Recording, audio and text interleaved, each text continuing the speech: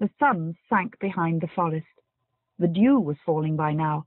The mowers were in the sun only on the hillside, but below, where a mist was rising, and on the opposite side, they mowed into the fresh, dewy shade. The work went rapidly. The grass cut with a juicy sound, and was at once laid in high, fragrant rows. The mowers from all sides, brought closer together in the short row, kept urging one another on to the sound of rattling tin boxes and clanging scythes, and the hiss of the whetstones sharpening them, and happy shouts. Levin still kept between the young peasant and the old man. The old man, who had put on his short sheepskin jacket, was just as merry, jocose, and free in his movements. Among the trees they were continually cutting with their scythes the birch mushrooms swollen fat in the succulent grass. But the old man bent down every time he came across a mushroom, picked it up, and put it under his shirt. "Another present from my old woman," he said as he did so. Easy as it was to mow the wet, soft grass, it was hard work going up and down the steep sides of the ravine. But this didn't trouble the old man. Swinging his scythe just as usual, and moving his feet in their big bast shoes with firm little steps, he climbed slowly up the steep place, and though his breeches were hanging out below his smock, and his whole frame trembled with effort, he didn't miss one blade of grass or one mushroom on his way, and kept making jokes with the peasants and Levin. Levin walked after him, thinking often that he would fall any minute as he climbed with a scythe up a steep cliff where it would have been hard work to climb even without anything. But he climbed up and did what he had to do. He felt as though some external force was moving him. Chapter 6. Mashkin Upland was mown.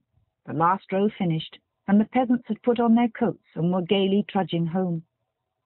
Levin got on his horse, and parting regretfully from the peasants, he rode homeward. On the hillside he looked back. He couldn't see them in the mist that had risen from the valley. He could only hear rough, merry voices, laughter, and the sound of clanking scythes. Sergei Ivanovitch had long ago finished dinner and was drinking iced lemon and water in his own room, looking through the reviews and papers he had just received by mail, when Levin rushed into the room, talking merrily, with his wet and matted hair sticking to his forehead, and his back and chest dark with sweat. "We mowed the whole meadow. Oh, it's nice, delicious." "And how have you been getting on?" said Levin, completely forgetting the disagreeable conversation of the previous day. "Good heavens, what you look like!" said Sergei Ivanovitch, for the first moment looking round with some dissatisfaction. "And the door! Shut the door!" he cried. "You must have let in a dozen at least." Sergei Ivanovitch couldn't stand flies, and in his own room he never opened the window except at night, and carefully kept the door shut. "Not one, on my honor, but if I have, I'll catch them. You wouldn't believe what a pleasure it is. How have you spent the day?" "Very well. But have you really been mowing the whole day? You must be as hungry as a wolf. Kuzma has got everything ready for you." "No, I don't even feel hungry. I had something to eat there, but I'll go and wash." "Yes, go along, and I'll come to you right away," said Sergei Ivanovitch, shaking his head as he looked at his brother. "Go along, make haste," he added, smiling. And gathering up his books, he prepared to go too. Suddenly he felt happy too, and disinclined to leave his brother's side. "But what did you do while it was raining?" "Rain? Why, there was scarcely a drop. I'll come soon. So you had a nice day too? That's fine." And Levin went off to change his clothes. 5 minutes later the brothers met in the dining room. Although it seemed to Levin that he wasn't hungry, and he sat down to dinner simply so as not to hurt Kuzma's feelings, when he began to eat, the dinner struck him as extraordinarily good. Sergei Ivanovitch watched him with a smile. "Oh, by the way, there's a letter for you," he said. "Kuzma, bring it, please. And be careful you shut the doors." The letter was from Oblonsky. Levin read it aloud. Oblonsky wrote to him from Petersburg. "I have had a letter from Dolly. She's at Yergusheva, and everything seems to be going wrong there. Ride over and see her, please. Help her with advice. You know all about it. She'll be so glad to see you. She's quite alone, poor thing. My mother-in-law and all of them are still abroad." "Oh, that's splendid. I'll certainly ride over to her," said Levin. "Or we'll go together. She's such a splendid woman, isn't she?" "They're not far from here, then?" 25 miles, or perhaps it's 30. But a fine road. Splendid. We'll drive over." "I shall be delighted," said Sergei Ivanovitch, still smiling. The sight of his younger brother's appearance had immediately put him in a good humor. "Well, you have an appetite," he said, looking at his dark red sunburned face and neck bent over the plate. "Splendid. You can't imagine what an effectual remedy it is for every sort of foolishness. I want to enrich medicine with a new phrase, work cure." "Well, but you don't need it, I think." "No, but for all sorts of nervous invalids. Yes, it ought to be tried. I had meant to come to the mowing to watch you, but it was so unbearably hot that I got no further than the forest. I sat there a little, and went on by the forest to the village, met your old nurse, and sounded her out as to the peasants' view of you. As far as I can make out, they don't approve of this. She said, 'It's not a gentleman's work.' All in all, I think that in the people's ideas there are very clear and definite notions of certain, as they call it, gentlemanly lines of action. And they don't sanction the gentry's moving outside bounds clearly laid down in their ideas." "Perhaps. But anyway, it's a pleasure such as I've never known in my life. And there's no harm in it, you know, is there?" Levin answered. "I can't help it if they don't like it. Besides, I think it's all right, eh?" "On the whole," Sergei Ivanovitch pursued, "you're satisfied with your day?" "Quite satisfied. We cut the whole meadow. And such a splendid old man I made friends with there. You can't imagine how delightful he was."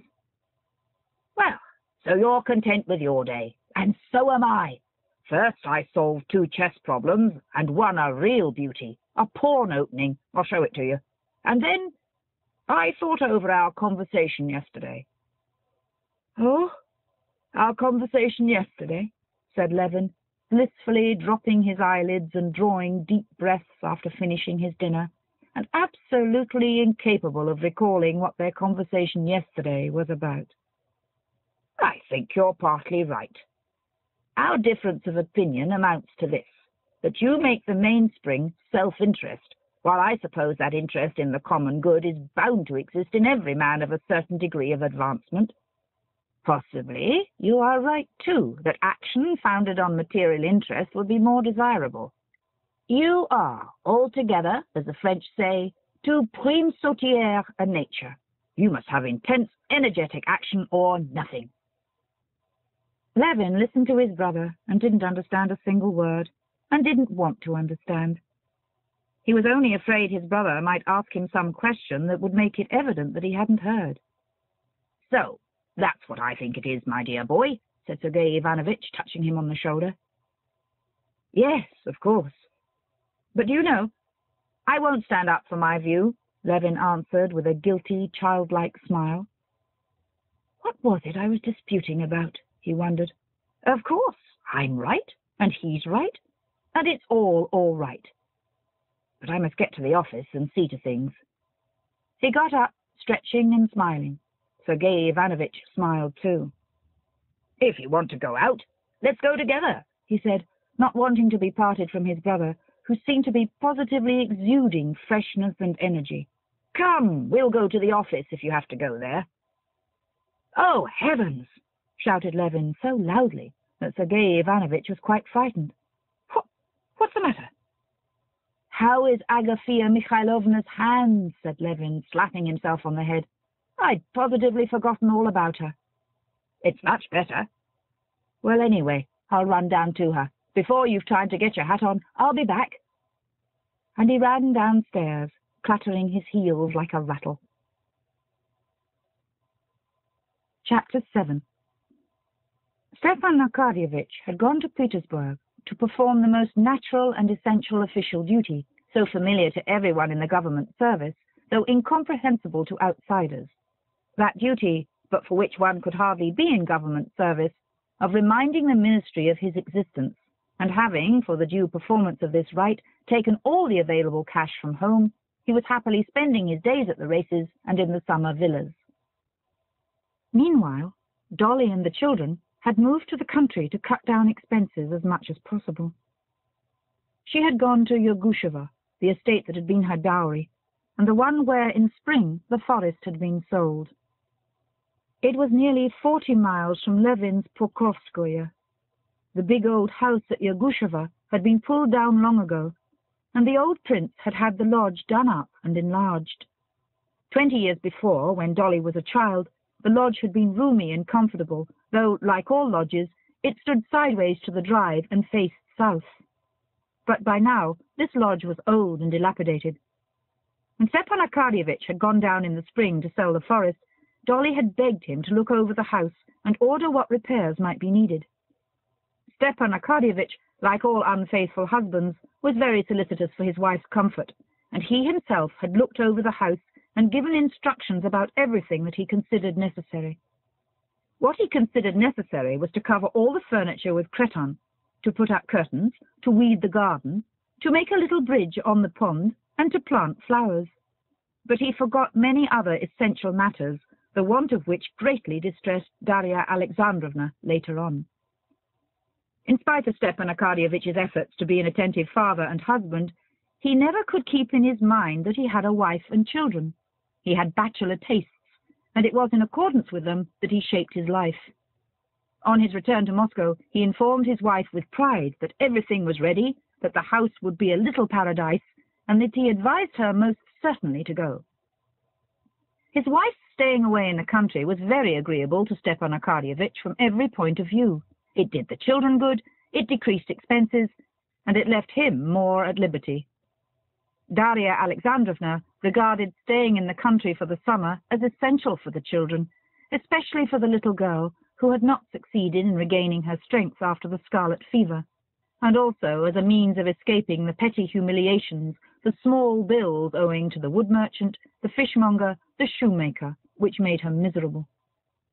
Besides this, she was pleased to go away to the country, because she was dreaming of getting her sister Kitty to stay with her there.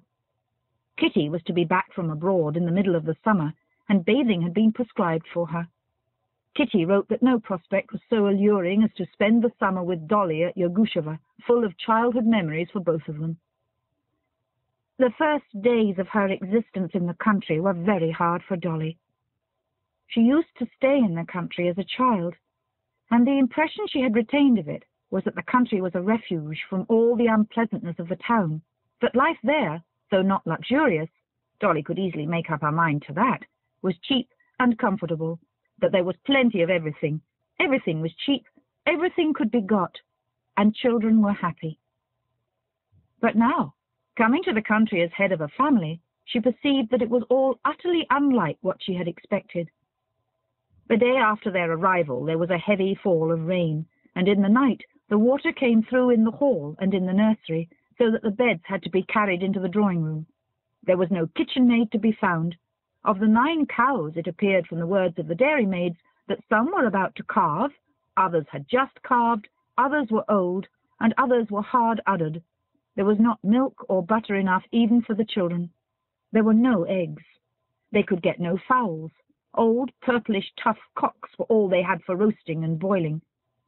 Impossible to get women to scrub the floors. All were potato hoeing. Driving was out of the question, because one of the horses was restive and bolted in the shafts. There was no place where they could bathe. The whole of the river bank was trampled by the cattle and open to the road. Even walks were impossible, for the cattle strayed into the garden through a gap in the hedge, and there was one terrible bull who bellowed and therefore might be expected to gore somebody. There were no proper cupboards for their clothes. What cupboards there were either wouldn't close at all or burst open whenever anyone passed by them. There were no pots and pans, there was no copper in the wash-house, not even an ironing board in the maid's room. Finding, instead of peace and rest, all these, from her point of view, fearful calamities, Darya Alexandrovna was at first in despair. She exerted herself to the utmost, felt the hopelessness of the situation, and was every instant suppressing the tears that started into her eyes. The bailiff, a retired quartermaster whom Stepan Arkadyevitch had taken a fancy to, and had appointed bailiff on account of his handsome and respectful appearance, showed no sympathy for Darya Alexandrovna's woes. He said respectfully, "Nothing can be done. The peasants are such a wretched bunch," and did nothing to help her.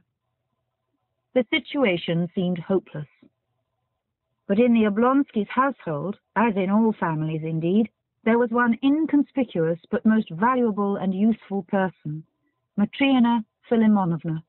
She soothed her mistress, assured her that everything would work out, it was her expression, and Matvei had borrowed it from her, and without fuss or hurry proceeded to set to work herself.